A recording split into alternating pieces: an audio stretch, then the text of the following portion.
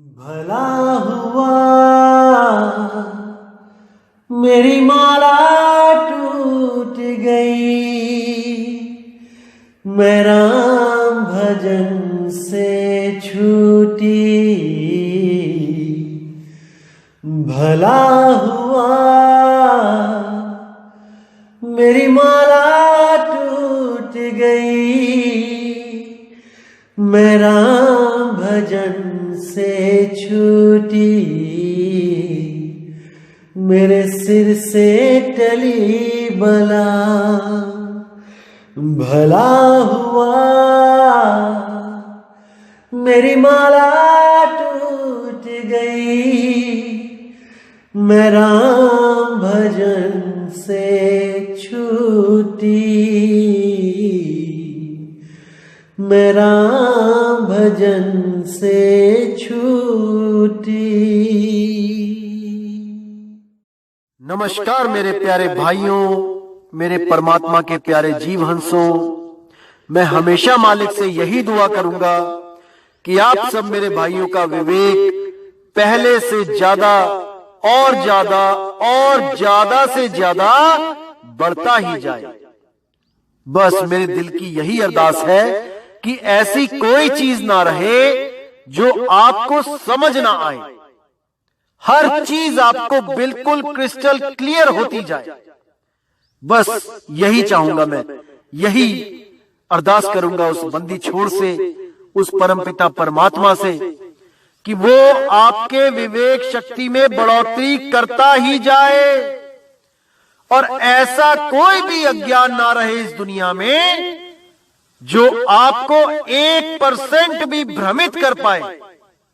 कुछ ना रहे ऐसा। आपका ये भाई आपकी पूरी मदद करने के लिए तैयार है।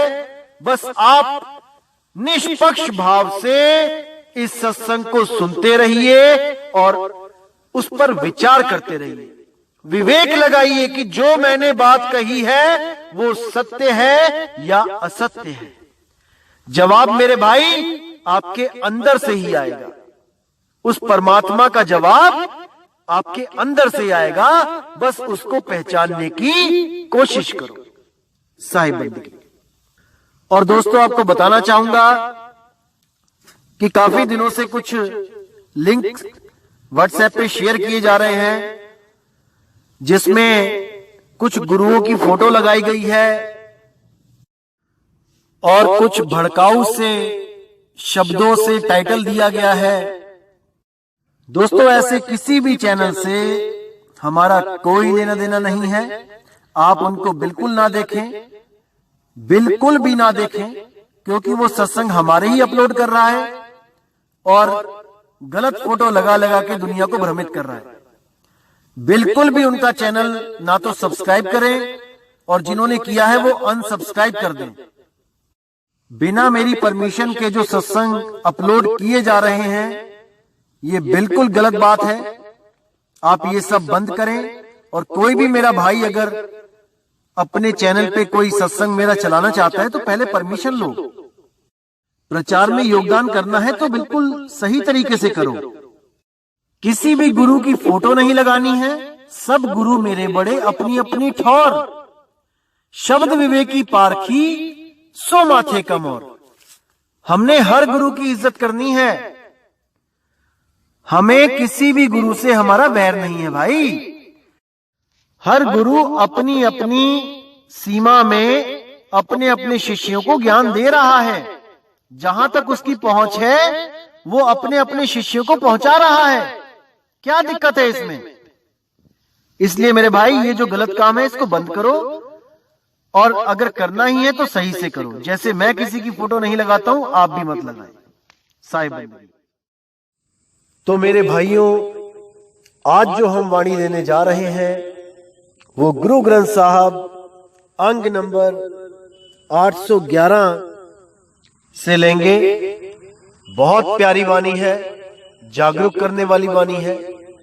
इसको समझ के आपके बहुत से भ्रम दूर होंगे। तो क्या कहती है वाणी? कीता लोड़ ही सो कर ही तुझ बिन कछु नाही, परताप तुम्हारा देख के जमदूत छट जाहि। कि हे मेरे मालिक, इस संसार में जो कुछ भी होता है वो तुम्हारी ही शक्ति से, तुम्हारी ही दया से होता है। नहीं तो ये जड़वत संसार अपनी मर्जी से हिल भी नहीं सकता। हर चीज में चेतना देने वाले आप ही हो।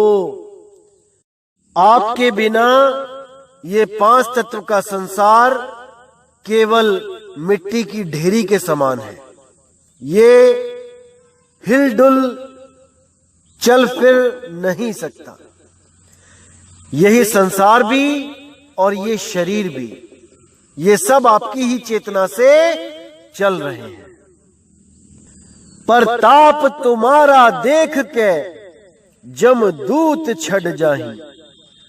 यानी जब उस नाम का प्रताप, उस नाम का अनुभव इस जीव को हो जाता है, जब सुरती को शब्द मिल जाता है, तो बड़े से बड़े यमदूत भी छोड़ के चले जाते हैं। उनको भी पता लग जाता है कि अब ये हमारे हाथ नहीं आने वाला। इसने जिस अवस्था को प्राप्त कर लिया है, अब इसको कोई हिला नहीं सकता, क्योंकि वो अचल अवस्था को प्राप्त हो चुका है। अब वो खींचातानी से हमेशा के लिए छूट गया। अब उसने ना तो किसी लोक में जाना है और ना ही परलोक में जाना है।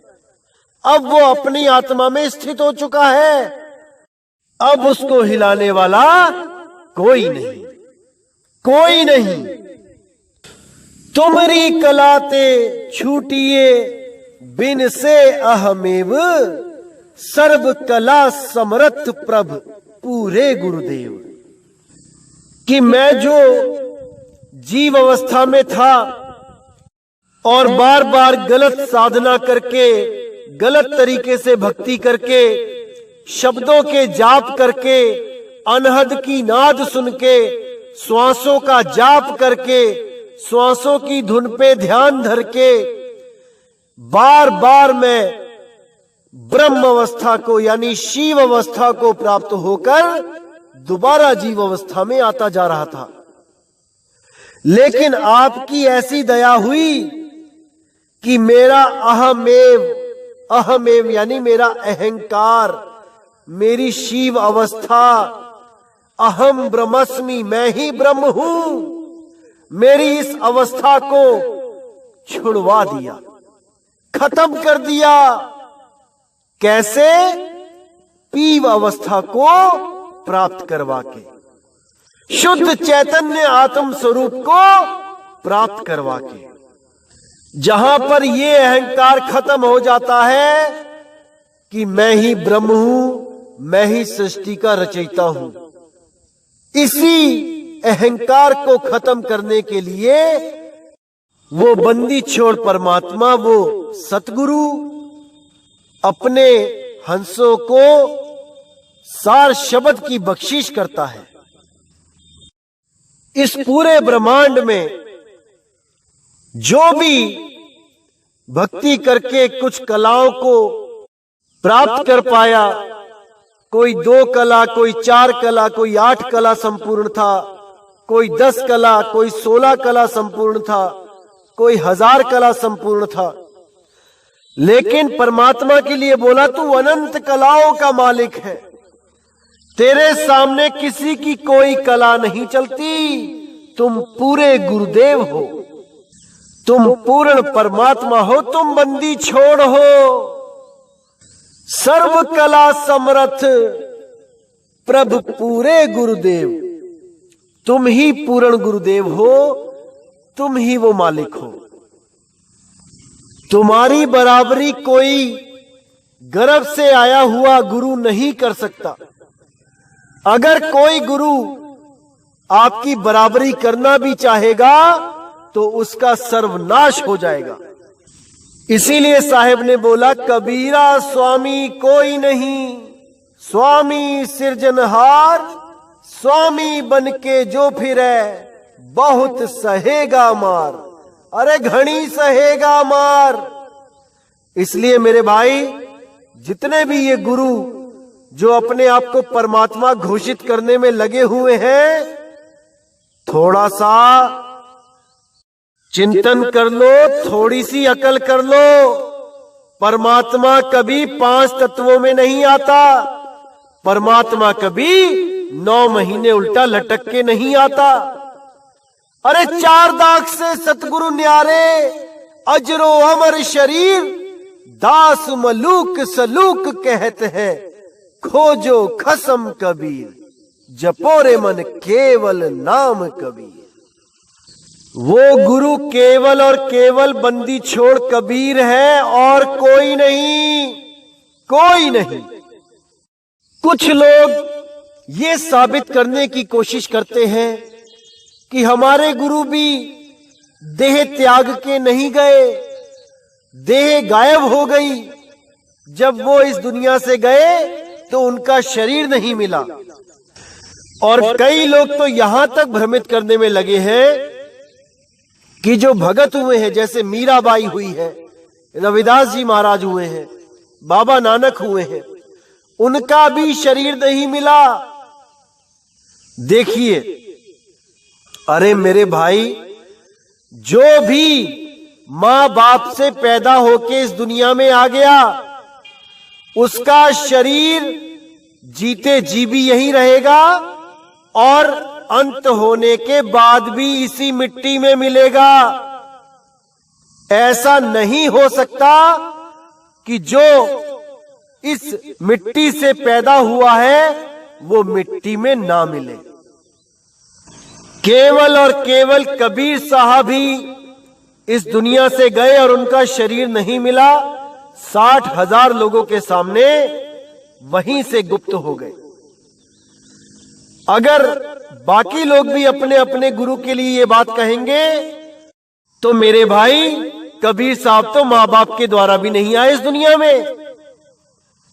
अरे ना हम लीना गर्भ बसेरा बालक होए दिखलाया।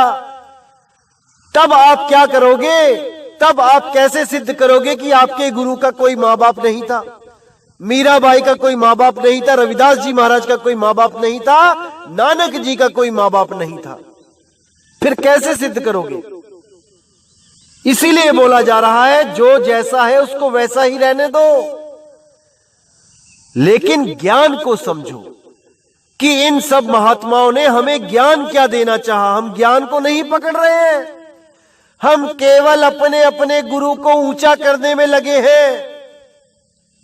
यहीं पे दिक्कत आती है। कुछ लोगों ने तो यहां तक भ्रम फैला दिया कि कबीर जी नानक जी के शिष्य थे, रविदास जी के शिष्य थे, नामदेव जी के शिष्य थे। आप कोई भी ग्रंथ पढ़ लीजिए, हर संत ने, हर भगत ने अपने आप को नीचों का नीच, पैरों की धूल बोला है उस परमात्मा के लिए। केवल और केवल एक कबीर साहब ने ये बोला है कि अब तो जाए चढ़े सिंहासन, मिले हैं सारंग पानी, राम कबीरा एक भय है, कोई ना सके पहचानी। किसी और संत ने इतनी बड़ी बात कभी नहीं बोली। केवल और केवल कबीर साहब ने यह जिक्र किया कि मैं ही वो हूं जो सिंहासन पे चढ़ के बैठ जाऊं तो ये नहीं पता कर पाओगे कि मैं कबीर हूं कि मैं परमात्मा हूं। इसी बात का जिक्र कबीर सागर, अनुराग सागर में सांकेतिक ज्ञान के द्वारा दिया गया। जब रानी इंदुमती कबीर साहब के साथ सतलोक पहुंची तो उन्होंने वहां पर परमात्मा से मिलने की इच्छा जाहिर करी। तब कबीर साहब ने इशारा किया कि देखो वो परमात्मा बैठे हैं। तो जब रानी इंदुमती ने परमात्मा की तरफ देखा और कबीर साहब की तरफ देखा तो हैरान रह गई कि वो दोनों एक ही थे। वो पहचान ही नहीं पाई कि सिंहासन पे कबीर साहब बैठे हैं कि या ये जो मुझे लेके आए हैं ये परमात्मा है। वो पहचान ही नहीं पाई। ये केवल सांकेतिक ज्ञान था कि जिस विदेही स्वरूप के बारे में हम ज्ञान दे रहे हैं वो स्वयं बंदी छोड़ कबीर है। उसी विदेह स्वरूप को विदेह गुरु, शब्द गुरु, कबीर गुरु बोला जाता है। वो एक ही है। जो ज्ञान आपको दिया जा रहा है वही असली स्वरूप है कबीर साहब का, ना कि ये पंच तत्व देह रूप जो फोटो बनाई जाती है। ये कबीर साहब का स्वरूप नहीं है भाई, ये वो स्वरूप नहीं है। कबीर साहब का स्वरूप शब्द स्वरूप है। अरे हम है शब्द, शब्द हम माही, हमसे भिन्न और कछु नहीं। कि मेरा स्वरूप शब्द स्वरूप है। अब जो अज्ञानी जीव है, जो अज्ञानी गुरु है, उनसे मैं पूछना चाहूंगा कि कौन सी भाषा का शब्द है कबीर साहब का स्वरूप। क्योंकि आप लोग तो शब्द को केवल और केवल मंत्र मानते हो ना भाई, कि शब्द का मतलब होता है मंत्र। गुरु शब्द देता है जपने के लिए, मंत्र देता है जपने के लिए। तो कबीर साहब कौन सा मंत्र है? इसीलिए बोलता हूं भाई, गुरु बनने से पहले पूर्ण ज्ञान को समझ लो। क्या है वाणियों के अर्थ, क्या रास्ता दिखाती है वाणियां, क्या साधना बताती है वाणियां, उसको समझ लो फिर गुरु बनो। नहीं तो गलत साधना देने का जो पाप है, उन जीवों का जो नाश होगा, उसका हिसाब आपको देना पड़ेगा। कोई गुरु नहीं बच सकता। जीवों को गलत साधना देके उनका जीवन सत्यानाश करके कोई गुरु नहीं बच सकता। सबको फल भोगना ही पड़ेगा। कबीरा झूठे गुरु अजगर बने, 184 माही, सारे शिष्य चींटी बने, तन नोच नोच कर खाही। ये जितनी लाखों करोड़ों की संगत जो बना के बैठ चुके हैं, ये अधूरे गुरु जो लोगों को भ्रमित कर चुके हैं, ये लोग 184 में जाके अजगर बनेंगे और इन्हीं के ही शिष्य लाखों करोड़ों की संख्या में चींटी बन के इनको तोड़ तोड़ के खाएंगे और यही कहेंगे कि तेरी वजह से हमारा अनमोल जन्म नष्ट हो गया, अब तेरी खैर नहीं। जितनी सेवा अभी करवा रहे हो उससे लाख गुना ज्यादा कष्ट सहना पड़ेगा। अभी सुधर जाओ, संभल जाओ, विचार कर लो मेरे भाई। और ये लोग जो कबीर साहब की वाणियों में सोहंग दिखा दिखा कर, सोहंग का मंत्र जपवा जपवा कर, सोहम श्वासों की धुन पर ध्यान धरवा धरवा कर जीवों का अनमोल जन्म, मनुष्य जन्म नष्ट कर रहे हैं, तुम लोग भी सुधर जाओ, संभल जाओ, विचार कर लो कि वाणी क्या कह रही है। कभी सोहम को तोड़ तोड़ के जपने की बात करते हो, कभी सोहम को कहते हो कि सोहम यानी मैं और वो यानी वो और मैं एक ही हैं। अरे क्यों भरमाते हो लोगों को मेरे भाई? जब खुद को नहीं पता है तो क्यों यहां ज्ञानी बनने के चक्कर में जीवों के जिंदगियों से खिलवाड़ कर रहे हो? अपना तो कभी कोई गुरु बनाया नहीं और दूसरों के गुरु बनने चले हो। जब मैंने उन्मुन और उन्मुनी का उदाहरण दिया, खुश और खुशी का, दुख और दुखी का उदाहरण दिया, तो तुमने क्या उदाहरण दिया? राज और राजी। किसी ने सच ही बोला है, भैंस के आगे कितनी बीन बजा लो उसको समझ नहीं आ सकता, वो नाचेगी नहीं। अरे कम अकल इंसान, राज शब्द संस्कृत और देवनागरी भाषा का है ये शब्द, और राजी शब्द उर्दू भाषा का है। कौन सा शब्द कौन सी भाषा का है इतना तक तो ज्ञान नहीं है, और चले हैं कबीर साहब के ज्ञान को समझने, वो भी बिना गुरु के। पोथी पढ़ पढ़ के ज्ञानी बनने चले हैं। शर्म आनी चाहिए आप जैसे लोगों को। लेकिन जितना मर्जी जोर लगा ले मेरे भाई, इतना विवेक दे दिया जाएगा इन हंसों को कि इनको भ्रमित करने वाला इस अखिल ब्रह्मांड में कोई पैदा नहीं हो पाएगा। इतना समझ लो तुम लोग। आज तक तुम लोग इन भोले भाले जीवों को केवल इसीलिए भ्रमित करते रहे क्योंकि इनके पास विवेक शक्ति नहीं थी। अब परमात्मा की दया से इनको इतना विवेक दिया जाएगा कि ये तुम्हारे ओम सोहम मंत्रों को छोड़कर उस सार नाम की, उस सार शब्द की खोज करेंगे और एक दिन जीते जी मुक्त अवस्था को प्राप्त करेंगे। यही आपके अज्ञान पे एक करारा तमाचा होगा। जितना अज्ञान आप लोगों ने इन लोग को समझाया है आज तक, यही उस अज्ञान को खत्म करके ज्ञान की तरफ बढ़ेंगे, उस सही रास्ते की तरफ बढ़ेंगे और अज्ञान और ज्ञान से परे उस निज अवस्था को, उस निज नाम को प्राप्त करके हमेशा के लिए मुक्त हो जाएंगे। तो आगे कहते हैं, खोजत खोजत खोजिया ना मैं बिन कूर, जीवन सुख सब साध संग प्रभ मनसा पूर। कि उस परमात्मा के नाम को मैं खोजता खोजता खोजता उसको प्राप्त कर ही लिया और प्राप्त करने के बाद मुझे समझ में आया कि उस नाम के बिना सब कूर, यानी सब मिथ्या है, कूड़ा है।